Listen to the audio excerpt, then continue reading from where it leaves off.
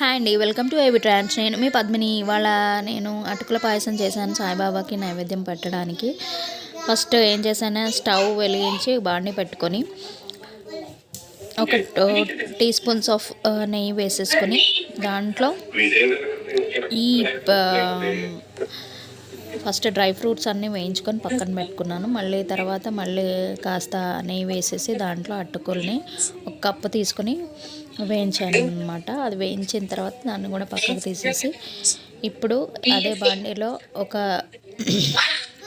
2.5 cups of milk వేసుకొని, boiled milk అనమాట, అది ఆల్రెడీ కాచి చల్లార్చిన పాలు, అవి తీసేసుకొని దాంట్లో తగినంత చక్కెర వేసి ఇలాచీ పౌడర్ వేసి అవి కాస్త మరిగిన తర్వాత ఈ అటుకుల్ని వేసి లో టు మీడియంలో ఫ్లేమ్ పెట్టుకొని బాయిల్ అయ్యేంత వరకు పెట్టేసుకొని